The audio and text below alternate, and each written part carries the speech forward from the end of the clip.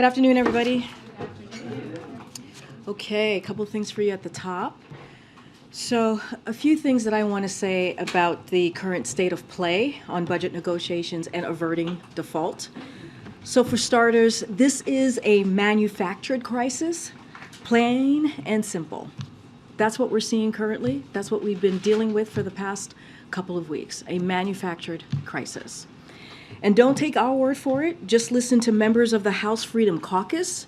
They've been very honest about this and are now openly, they're saying the quiet thing out loud, referring to the full faith and credit of the United States as a hostage. But I do want to be clear here. Averting default is the responsibility of every single member of Congress. Think about what's at stake here. And that's what we've been doing. We've been laying out for weeks, for months, what is at stake. A default would have catastrophic impacts in every single part of this country, whether you're in a red state or in a blue state. It doesn't matter. Every single part of the country. We're talking about millions of jobs lost, devastated retirement accounts, and a recession. We've also heard some House Republicans refer to preventing default as the only concession they are willing to make. But preventing a catastrophic default is not a concession, it's their job, period. And let's be clear about what Republicans are demanding in exchange for doing their job and preventing a default. Earlier this year, they put forward an extreme package of devastating cuts that would slash support for education, law enforcement, food assistance. The list goes on and on and on and on. By what now would be about 30%. That is not at all what the American people want. That is not what they deserve. That is not what they're asking for.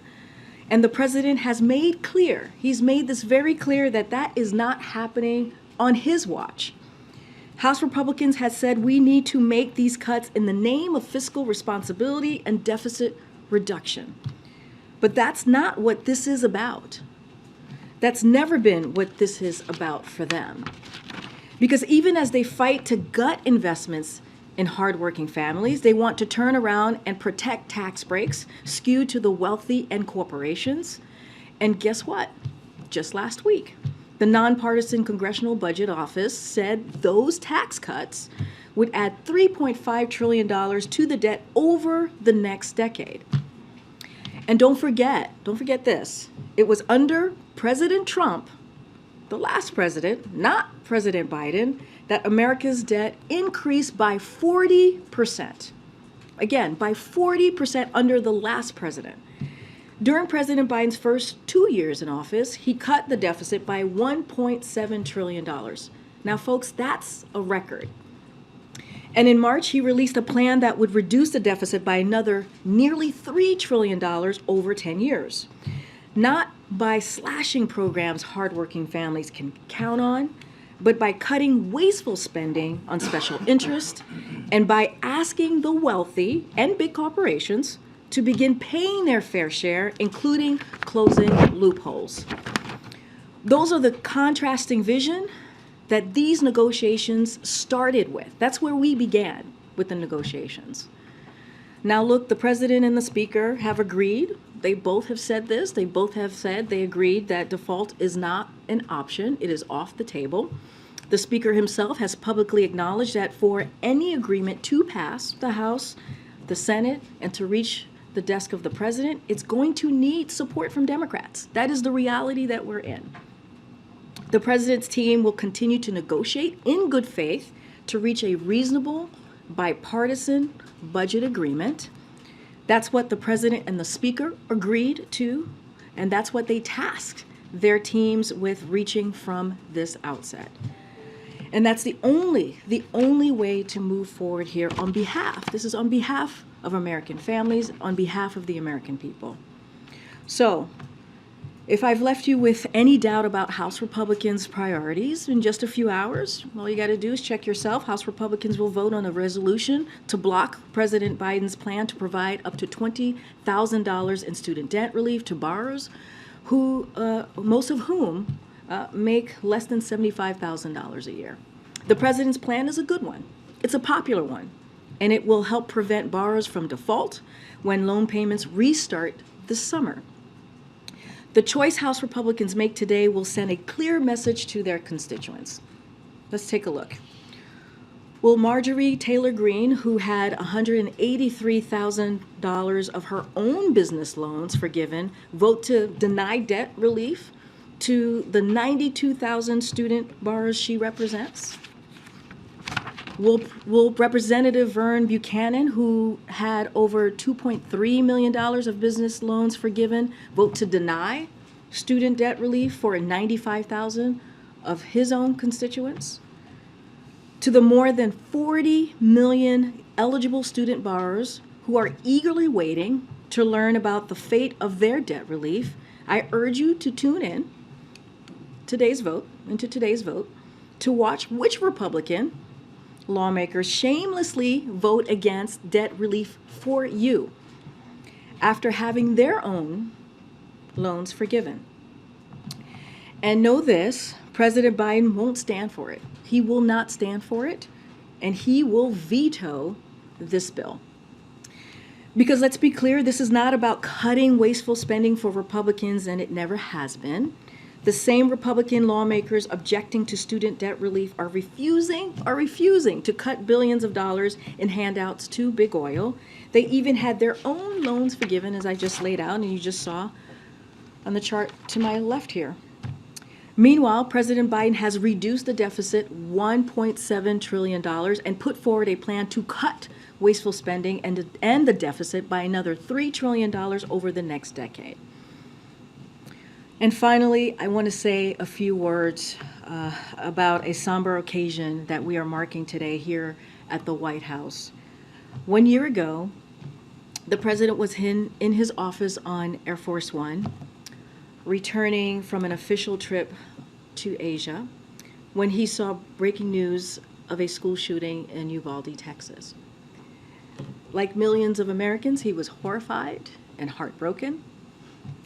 Yet again, our nation had lost innocent young children and teachers in a deadly act of gun violence at school.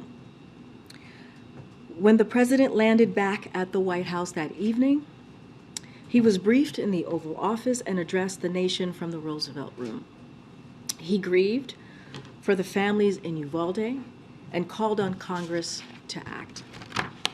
The following Sunday, the President and the First Lady traveled to Uvalde to visit a memorial outside Robb Elementary, attend a Mass with grieving members of the community, and spend time with the families who lost loved ones in the attack. The shooting in Uvalde had also come 10 days after the devastating mass shooting in Buffalo. And together, these attacks became a catalyst for the passage of the bipartisan Safer Communities Act in Congress. Since then, in addition to signing the most significant gun legislation in 30 years, the president has continued to implement 24 executive actions to help reduce gun violence and keep weapons of war out of dangerous hands. But he has continued to say that it's not enough. It is not enough. And he's continued to call on Congress to take action.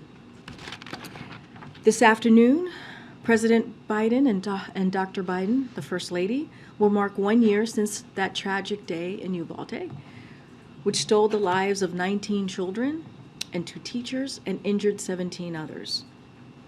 The president will remember those lost with prayer. He will pray for the survivors, the children, the first responders, and community members who will bear the trauma and scars from that day for the rest of their lives.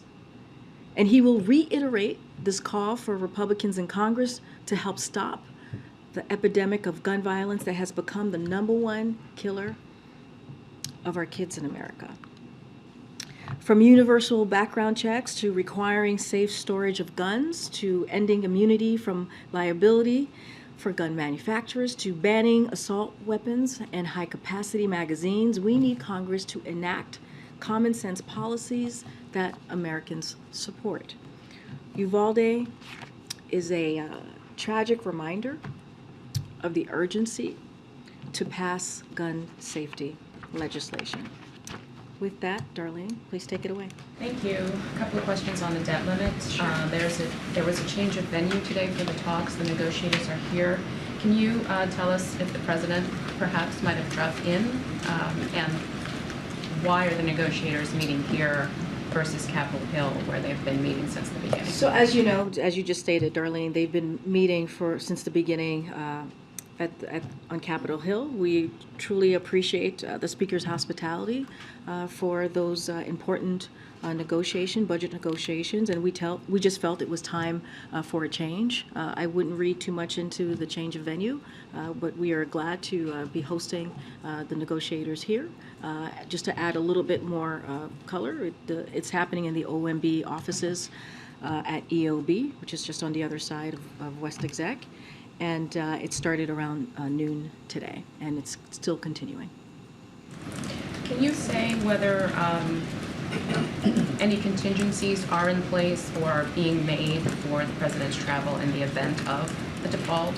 The White House had previously announced that he's traveling to Colorado on June 1st, which could be default day, to speak at the commencement for the U.S. Air Force Academy. As you just stated, the plan is for the president on June 1st to go speak to the graduates at U.S. Air Force, which happens to be in Colorado.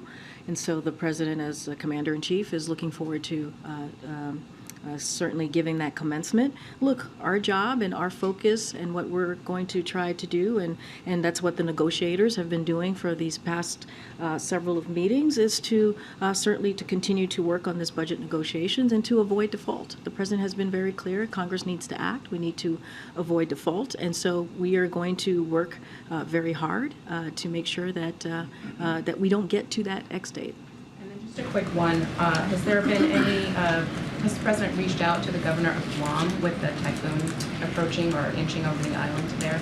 So don't have any calls to read out, just a couple of things. The president has been briefed on the typhoon and is continuing. We're going to continue to look at the impact that the typhoon will certainly have in Guam. On Monday night, the president approved an emergency declaration for Guam and ordered federal assistance to supplement territory and local response. Federal agencies, including FEMA, Coast Guard, U.S. Army Corps of Engineers, and the National Guard, have been deployed and are coordinating response effort. The White House is in close contact with the government of Guam and has offered as much support as needed to respond to this tragic major storm. Thank you, Karine. Can you help Americans understand what will practically happen on X day? There will still be money left. What is the rate of the cash flow, and where will the money be prioritized? Whether it's Medicaid checks, Social Security checks, what happens on that day? So as I've said, look, that's not the as you speak to prioritization. That is not the plan. It is a recipe for economic catastrophe. It would throw the economy into chaos. So just want to be really clear about this. The Secretary of Treasury said and has said this as well, that prioritization is effectively a default. Stephen Munchkin said, and I quote, "That doesn't make sense. The government should honor all of its obligations and the debt limit should be raised." Jack Lew, I think prioritization is just default by another name. Timothy Geithner, prioritization is unworkable, harmful, and the world would recognize it as a first ever failure by the United States to meet its commitment. The only way to avoid this kind of economic disaster is for Congress to do its job. It's for Congress to act, to prevent default, and that's going to be our focus at this time. And I hear that, but I think a lot of Americans don't understand what's going to happen practically. Can you help us understand that? So look, here's the thing. This is why we have said would be catastrophic to our economy if there is a default. We've been very clear. We've laid out what could potentially happen. Remember, this would be our first ever default. If it were to happen, we're going to do everything that we can to avoid this. That's why we've been asking for Congress to act. But a couple of things that this would lead to. It would wipe out millions of jobs, up to 8 million jobs. It would trigger a recession. It would devastate retirement accounts. It would increase costs. It would damage our international reputation. This is what could potentially happen if we default. Again, we are not a deadbeat nation. That's what the president has said. We have been able to pay our debts since 1960. We did it 78 times. So, and that's just one part of what could happen. The other part that what could happen too is we could see the gains that we have made these last 2 years under this president. When you think about 12.7 million jobs, that could be gone. When you think about unemployment rate at the lowest, at one of the lowest that we have seen, 3.4%, that could hurt that. The manufacturing boom, the 80,000 new jobs that we were able to create, manufacturing jobs, that could be gone. The $1.7 trillion of deficit that the president was able to do the first 2 years, a record, that could be all gone. So that is what's at stake, and we believe the American people understand that. And so we're going to do everything that we can to make sure that that doesn't happen. And just one more on the negotiations. McCarthy has made very clear what Republicans are asking for. The White House has made clear where President Biden is willing to meet them halfway. But what concessions are the White House trying to get in this deal? In other words, what are you going to get out of this deal other than raising the debt ceiling? So look, a couple of things, and I've said this, I think I said this yesterday, the president said this on Sunday, certainly not going to negotiate from here, but I'll lay out a couple of things that the president has been very clear. We put forward a proposal that cuts spending by more than $1 trillion. That's on top of what the president put in his budget on March 9th, which is a $3 trillion cut in deficit over 10 years. And the president has made clear that he and congressional Democrats cannot support devastating cuts that would slash law enforcement, education, and food assistance. So we've been very clear on those pieces. We've said this over and over again, just not going to get into specifics from here beyond what the president laid out on Sunday. Thank you. Thanks, Karine. Republican negotiators have been talking a lot on the Hill. One of the concerns that they've raised is that the White House negotiators have not been empowered by the White House. They say Young and Ricchetti are talented and that they work hard, but felt that they were being hamstrung by the White House. Can you speak to that and whether the White House negotiators are being empowered by the White House? They're absolutely empowered. This is a team that the president selected himself. These are long-term advisors, advisors to the president. If you think about Steve Ricchetti, if you think about Louisa, who've been around him since he's been senator, and you think about Shalonda Young, the OMB director, who has had an impressive history working on the Hill and also here working for the president. These are talented, extremely talented and experienced individuals who are now part of this negotiation team for the president on the budget, and the president trusts them and really believes that they can get the work done. And so, look, negotiations, the way that we see them, remain productive. As you know, they are meeting right now at OMB with the House negotiators. There are always going to be disagreements, right? And I said this yesterday. I kind of went into how negotiations work. It is a democracy in action, right? No one is going to get everything that they want. That's something that when you negotiate, you have to understand. And so, look, the big and important thing is that we are talking. That's part of negotiation, is talking, and the talks continue. And we believe that there is still an opportunity here to get to a bipartisan, reasonable bipartisan agreement that Republicans and Democrats in the House and the Senate can move forward with. Can I also ask you about essentially the lack of a significant market reaction to these talks? There are analysts out there who feel that a market reaction could actually serve as kind of a forcing mechanism to move the sides closer together. My question is, has the lack of a market activity maybe hurt your efforts, maybe hurt the White House's bargaining position, negotiating position? So I'll say this, I got to be very careful as we're talking about the markets here. I'm not going to speak about the markets reacting or moving. That is not something I'm going to do from here. What I know and what we believe is that the American people, they understand what's going on. They understand what's at stake. And so what we are going to do is focus on them. That is the most important thing here, making sure that American families get what they need. right, to make the ends meet as they think about what is it that there is needed in their household, right? Having those conversations, those really important conversations that many American families have almost every month, if some of them even more. And so that is our focus. We know. I just read out what could potentially happen. What could potentially happen if we default? Millions of jobs, trigger a recession. We can't allow that to happen. This is why we're continuing to have these conversations. This is why the president has been very firm on how Congress needs to do their job and deal with the debt limit. But isn't the lack of a reaction representative that Americans aren't as concerned as to the things that you're laying out? Does that hurt I you? appreciate the question. I'm just not going to speak to the market. That is not something I'm going to do from here, from this podium. And what I'm going to speak to is what we're going to do, what we know would be catastrophic to our economy, what would be catastrophic to American families. And that's why the president has been very, very clear on this. He has held the line on this for a couple of months, which is Congress needs to act. They need to deal with the debt limit, just like they have done 78 times since 1960. Great. Thanks, Karine. Francisco was just talking about what Republicans have said about your negotiators. Can you characterize how you guys feel about Congressman McHenry and Graves and how they've been negotiating up to this point? Look, what I can say is that the negotiations have been productive, which is what matters. The conversations continue, which is what matters. And the focus is on what the leaders said themselves, what Speaker McCarthy and what the president said as well, which is default is off the table. We're going to continue to negotiate in good faith. And if that is what occurs, then we can get to a bipartisan, reasonable negotiation or deal on a budget deal.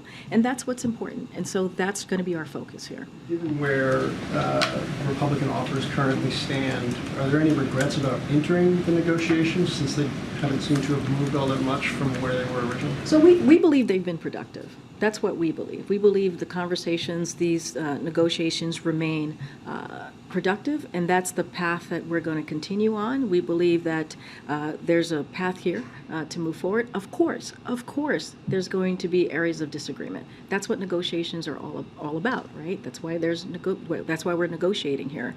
But look, we believe that we can get to a solution here. We can get to a bipartisan, reasonable agreement. That, again, let's not forget, this agreement has to get the support of Democrats as well as Republicans in the House and in the Senate.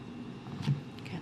You just said repeatedly that you thought that talks had been productive, but you also opened the briefing by putting some House Republicans on blast that you put up on the screen. So how have talks been productive?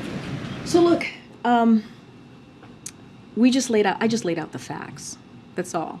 What I did was lay out the facts that I've been talking about and highlighting for the past several months.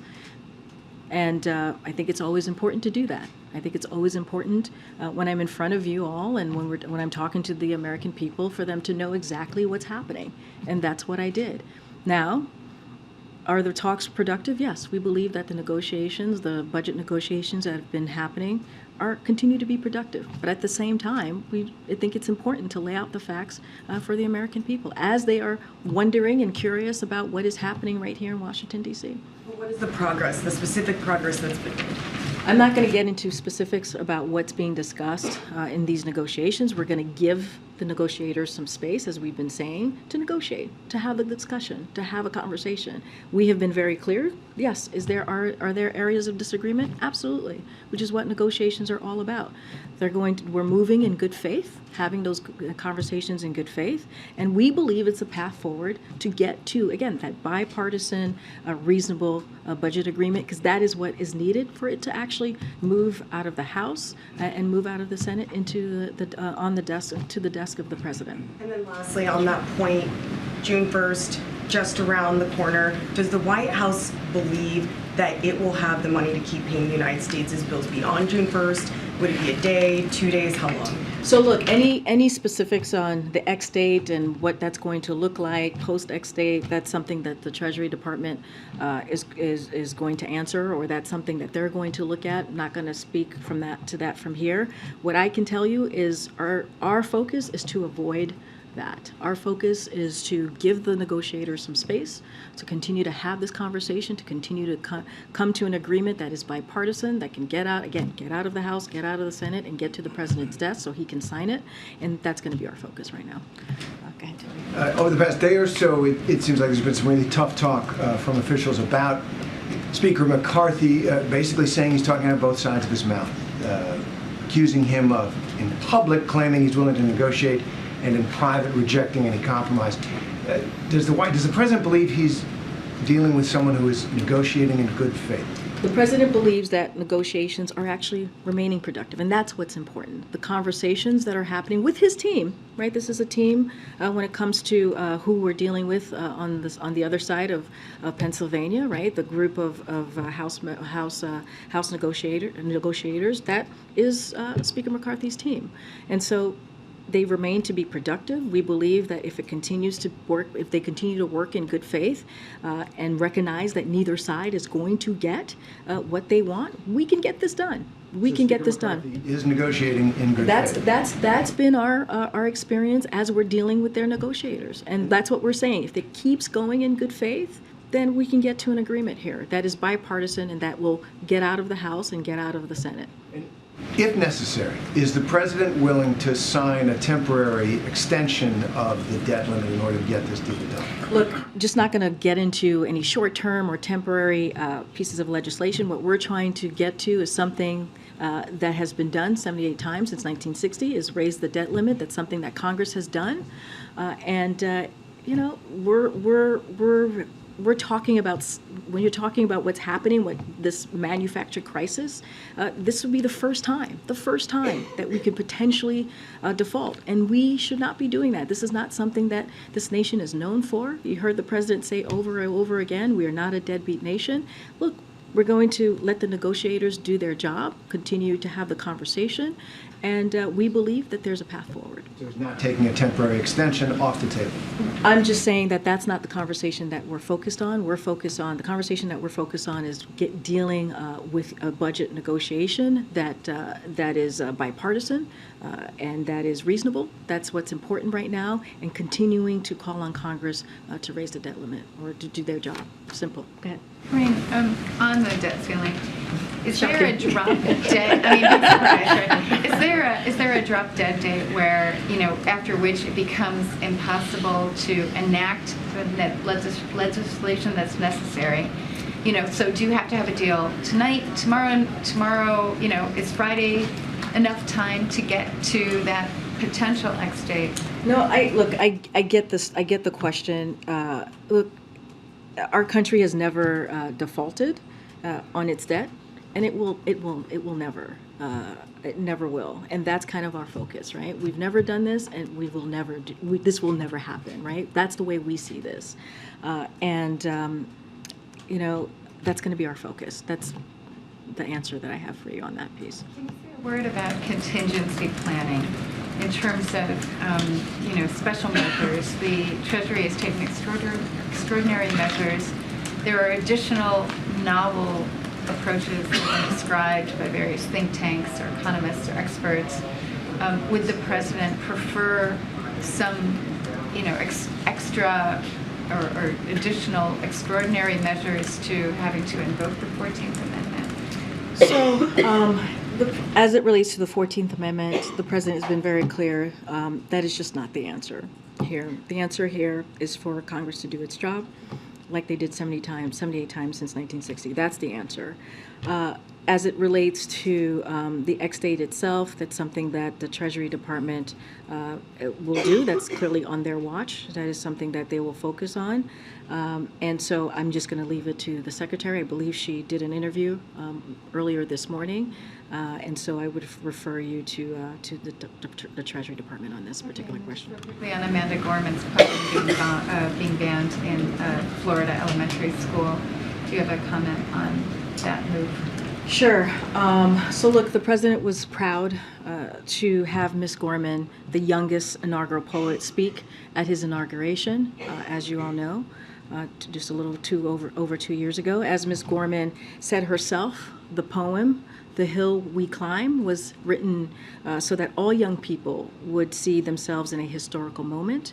And the president and his administration certainly stand with her, as he was, again, very proud to have her at his inauguration. Banning books is censorship, period. That's what that is. When you ban a book, you are censoring.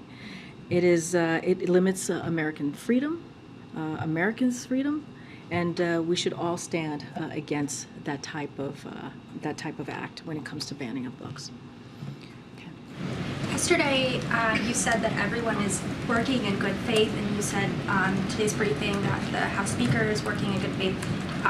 We spoke to the hostage taking and saying the quiet part out loud now. Do you think that other congressional Republicans are working in good faith? And what do you say to congressional Democrats who feel cut out of the process and feel like Republicans have taken control of the narrative? So look, I can't speak to other Republicans. They can speak for themselves. You can see their quotes and what they have said, and we've been certainly reporting that. So I'll leave their words. Let their words speak for themselves. I'll leave that there.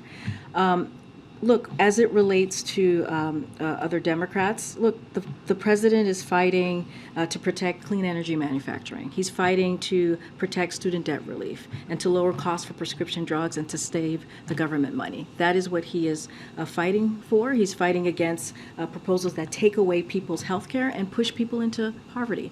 And so the president has been very clear on that. He'll continue to do that, but it is important to have these types of budget negotiations. It is important in those budget negotiations to, again, make sure that we have a bipartisan, reasonable budget agreement that both Democrats and Republicans can support in the House and in the Senate. And so that's going to be the president's focus. And on the U-Haul truck, you said yesterday that the president had been briefed on that. Has the president been briefed since, or has the White House learned any more about the suspect's alleged interest in Nazis and Hitler? So look, I don't have anything more to share. The president certainly has been kept up to date. As I said yesterday morning, he was briefed. He was given a briefing from Secret Service and also the Park Police of what they know so far. He was relieved to hear that no one was hurt that night, and he was very complimentary and grateful to the agents and law enforcement officers who quickly responded. And so anything else, any details or information about the particular individual, I would have to refer you to the U.S. Secret Service. I just don't have anything in more details to share. Go ahead, Karen. Thanks. Speaker McCarthy continues to criticize the president for not meeting with him for 97 days to talk about these issues. Given how close we are to this June 1st deadline with no deal at this point, does the president have any regret for not engaging with McCarthy over that time? We've been very clear, Karen. I appreciate the question, and I know what the speaker has been saying, but we've also been very clear for the past several months of where we are and what's at stake and how important it is for Congress to do their job, their constitutional duty. We've been very clear for months and months. And look, the president put his budget out on March 9th. He laid out in a very clear way on how he sees his values, right? We talked about values here in the president's quote about that, and how he sees the economy moving forward to help the American people. We put that out on March 9th for not just Americans to see, but for certainly for House Republicans in Congress to see. And so they put out their budget or passed their budget on April 26th. And, a few days after that, the president started the budget negotiations. And that's what he laid out. That's what he said he was going to do, put out his budget, asked the House Republicans to put their budget. They didn't pass it until April 26th. After that, we started the budget negotiations. And so, again, been very clear about this. And at the same time, holding the line and saying how important it is for Congress to do their jobs, to do their constitutional duty. Will the president commit to staying in D.C. until they reach an agreement, or will he travel over the holiday weekend? So look, the president will be wherever he needs to be to secure reasonable bipartisan deal to prevent the economic catastrophe that Republicans are threatening. this manufactured crisis. And so that is what he's going to do. He'll do that wherever he needs to be. I'll note a couple of things on his schedule so you all are aware. I think you all are tracking this. He will be participating in a wreath-laying ceremony and delivering the Memorial Day address at Arlington National Cemetery. That's what he'll be doing on Monday, on Memorial Day. As always, he will receive regular updates from his staff and keep in touch with members of Congress. And he is president wherever he needs to be, and that's what you're going to see from this president. One more. Do you have any comment on the Federal Trade Commission investigating whether baby formula makers colluded on bids for state contracts? Is there any concern about the stability of the formula market? So don't have any comment to make at this time, so I'll just leave that there. Okay, Peter. A couple quick questions. I'll leave some of the other questions related to the potential for default to others. But there is a new COVID wave in China right now that's getting a lot of attention. How closely is the U.S. tracking this new wave? And is there any conversation right now about potential travel restrictions, or would that not be necessary given the U.S. has already experienced this variant, it seems? So look, I'll do your last question first.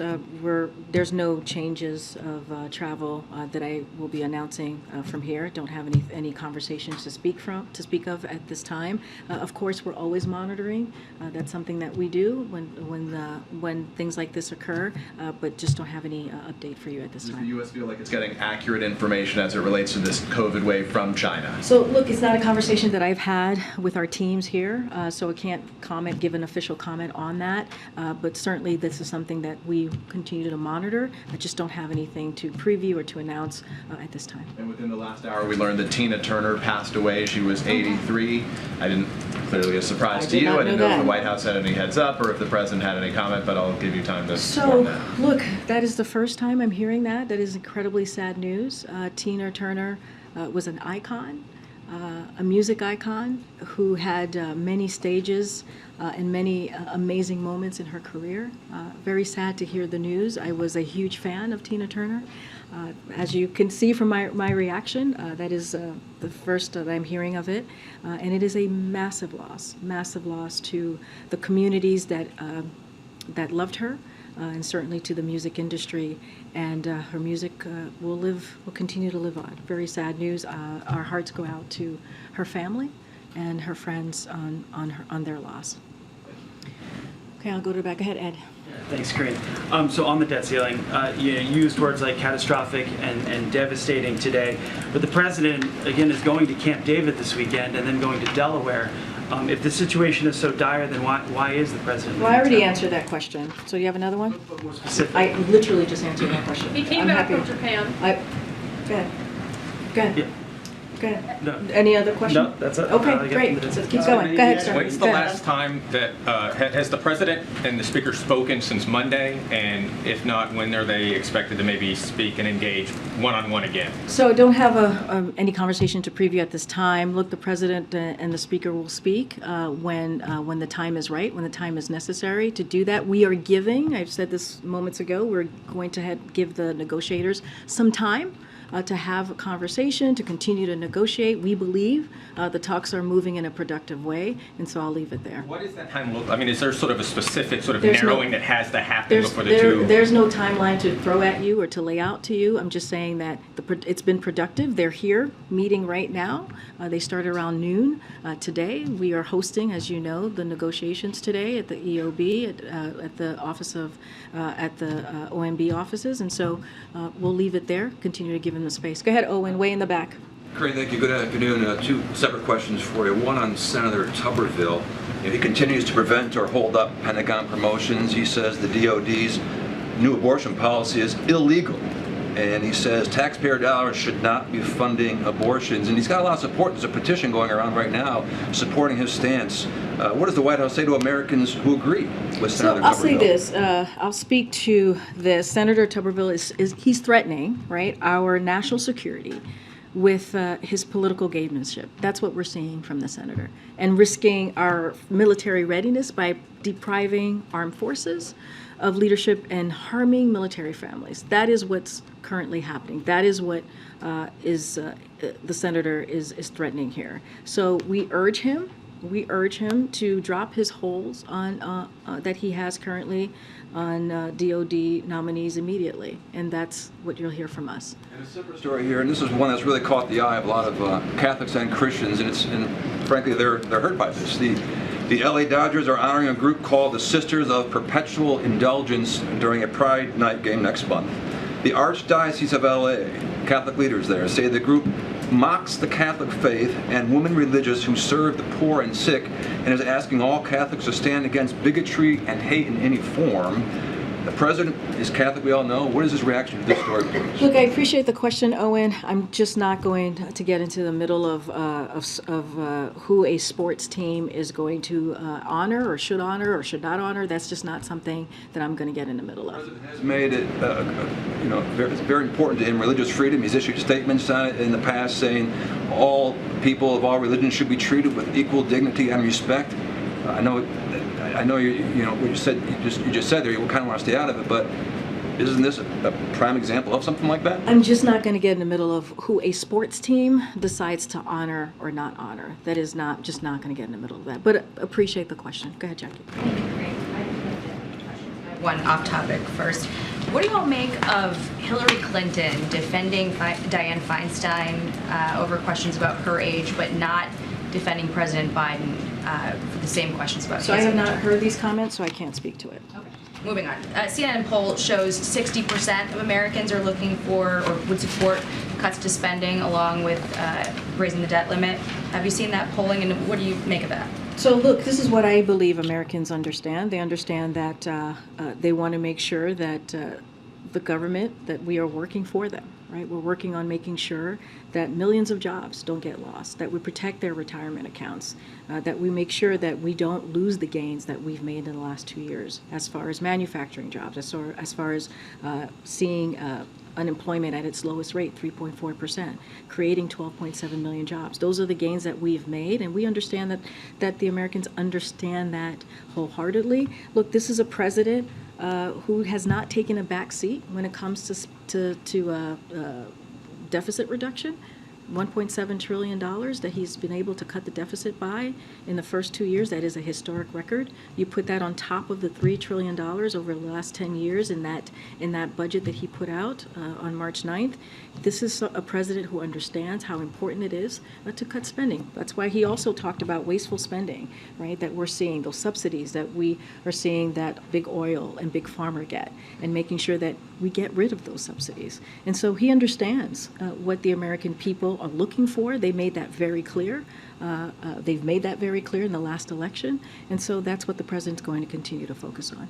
Treasury started reaching out to federal agencies to see if they can slide any payments in early June, which would effectively allow Treasury Secretary to push back the X date by more time. Has the White House at all been coordinating with Treasury on that? Is that something the White House want to see, that date moved? We're not coordinating with the Treasury Department. That is there for their decision to make. And then last one.